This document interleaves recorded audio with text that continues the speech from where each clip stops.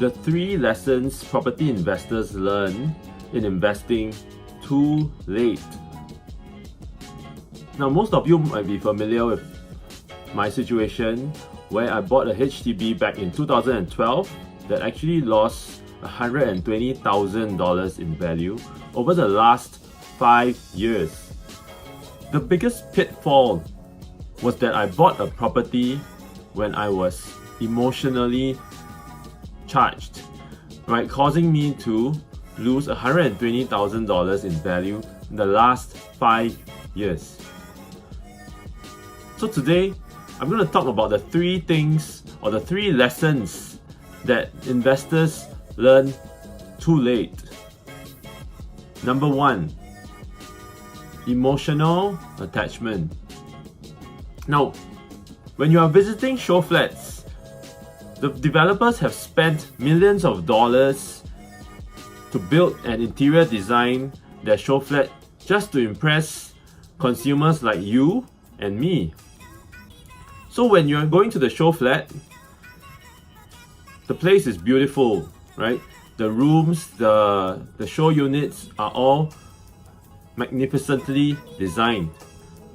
As you walk through the different show flats with the property agent that brings you around, he or she will probably tell you all the good things about the property, right? That's natural, right? Everyone who's trying to introduce you or sell you something will tell you all the good points of the property, right? Nothing wrong with that, right? So after your tour, you probably would sit down, have a coffee or tea with the agent, right? So during this point, the agent will probably ask you what type of property you're looking at, right? Whether it's a 2-bedder, it's a 3-bedder, and so on and so forth, right? So at this point, what's important is not to be emotionally charged or hyped up because everyone there is buying a property, right? It shouldn't be like that. Instead, what's more important is to focus and find out and get numbers and figures, right? So why are these numbers and figures important? It is important because you're going to bring this home and you're going to do your analysis, right? Put in the numbers, punch in the numbers, work out and compare with the nearby developments in the vicinity how this new launch actually compares to it in terms of price, in terms of size, in terms of the highest transacted prices, the peak prices in the area. So all these things are very important. Now, if you're unsure how to do this, how to do your calculations, how to do your comparisons, do speak to someone who you know has invested in property in the past few years and have actually succeeded, right? Make sure this person has put his money where his mouth is walking the talk, right? So that's number 1, right? Number 2, we're going to talk about location.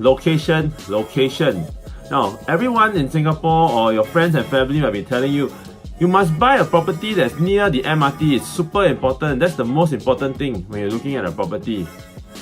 Now, that may be true to a certain extent, right? Having the conveniences at your doorstep would probably improve your daily commute to work and so on, right?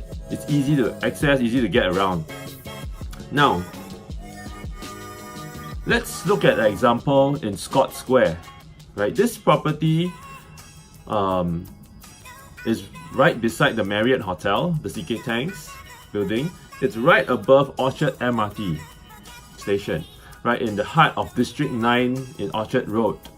But do you know, to date, after 10 years, this property has only 6 to 7 profitable transactions.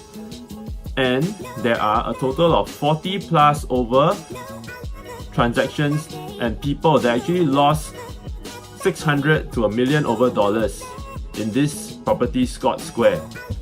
Now, so think again, is location really important, or is it only important if you consider it against the price that you're paying for it? Okay, the entry price is equally important.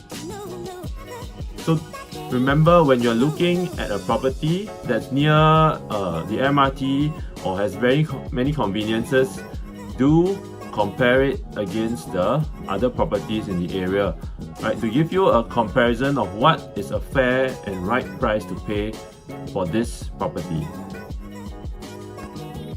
Now, the third thing is about value. So what do I mean by value? Now imagine this. Today you're going to buy a new mobile phone, a smartphone, okay? So of course everybody knows the iPhone, right? So today you can buy an iPhone, let's say for $1,000, okay?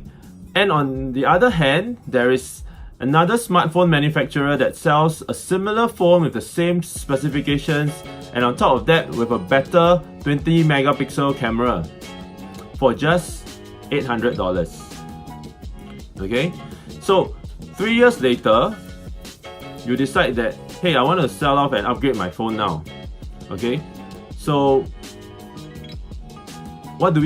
We look through Carousel, right? Everybody knows Carousel. So now you look through and search for this this smartphone manufacturer that you bought the phone from for $800. You realize that, hey, there's not many people selling this phone. In fact, there's none.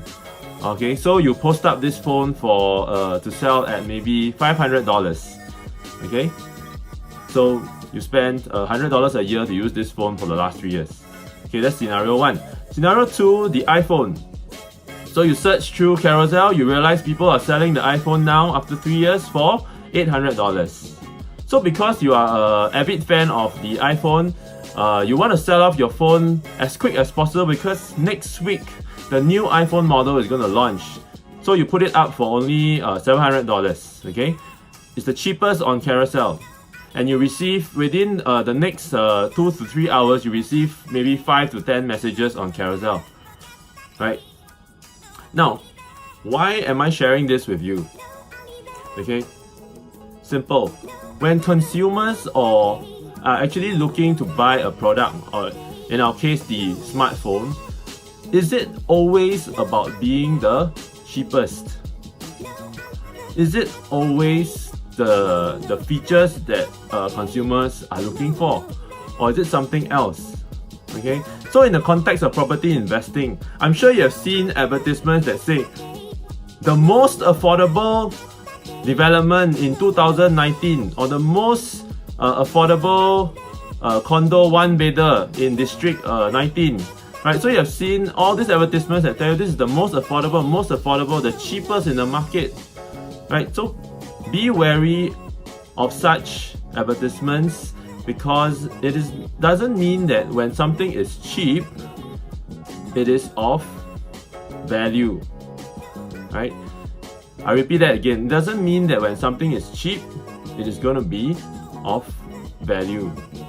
Okay, so take note when you are looking at properties, right? That cheap should never be the reason to buy a property, right? In fact, value is. You should be looking at the value of the property in comparison with the other developments in the surrounding vicinity, right? So that will give you a good understanding of what the value of this new property you're looking at is.